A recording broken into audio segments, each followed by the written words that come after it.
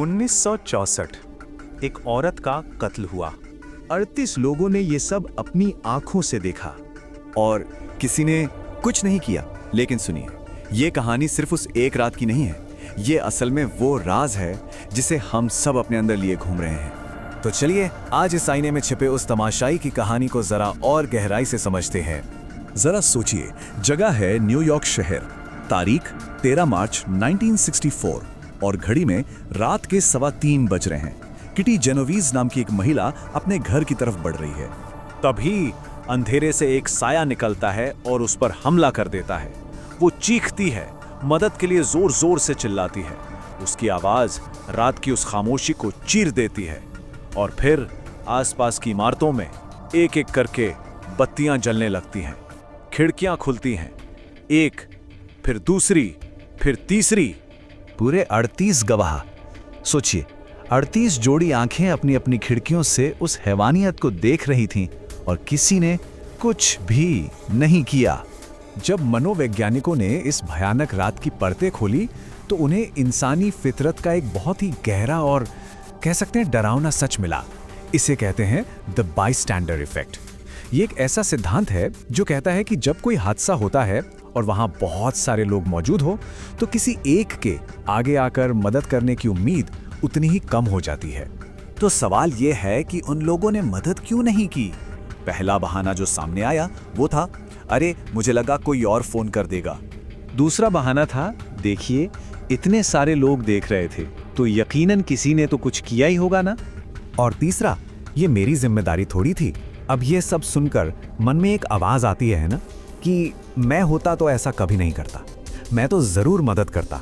रुके, बस यहीं रुक जाइए, क्योंकि अब कहानी 1964 की नहीं बल्कि आज की है, हम सब की अपनी कहानी। चलिए अब अपनी जिंदगी में झांक कर देखते हैं। कितनी बार ऐसा हुआ है कि खुद से वादा किया कि कल से पक्का एक्सरसाइज शुरू, और वो कल आज तक नहीं आया।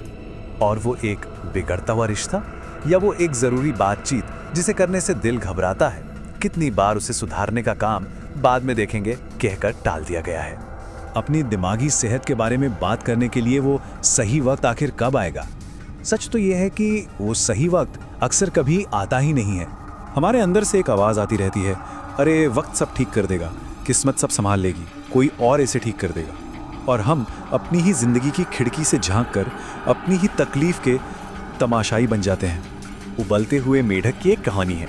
कहते हैं कि अगर मेढक को सीधे खौलते पानी में डाल दें तो वो फौरन बाहर कूद जाएगा, लेकिन अगर उसे गुनगुने पानी में रखकर पानी को बहुत धीरे धीरे हौले हौले गर्म किया जाए तो मेढक उस बदलते तापमान का आदी हो जाता है। उसे कभी खतरे का एहसास ही नहीं होता और जब पानी उबलने लगता है तो बहुत देर हो चुकी होती है। तो खुद से ये सवाल पूछना बनता है, हमारी अपनी जिंदगी में कौन से हालात कितने समय से अभी उतने भी बुरे नहीं की स्थिति में हैं? तो इस बाईस्टैंडर इफेक्ट के जाल से बाहर कैसे निकलें? मनोवैज्ञानिकों ने इसका एक बहुत सीधा सा हल खोजा है। भीड़ में कोई मदद करो चिल्लाने के बजाय किसी एक इंसान की तरफ इशारा करके कहें, आप लाल शर्ट वाले अभी एम्बुलेंस बुलाइए। देखिए, जब जिम्मेदारी किसी एक को दी जाती है तो काम होता है। यही तरीका हमारी अपनी जिंदगी पर भी लागू होता है। कुछ करना चाहिए जैसी धुंधली उम्मीद की जगह एक साफ जिम्मेदारी लेनी होगी। मैं आज ये एक काम करूंगा।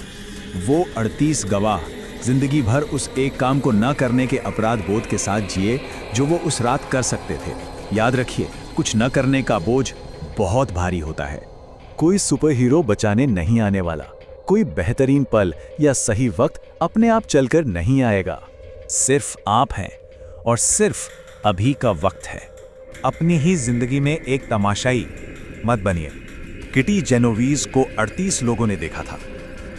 आपको देखने के लिए, आपकी मदद करने के लिए सिर्फ एक इंसान की जरूरत है, और वो हैं आप खुद।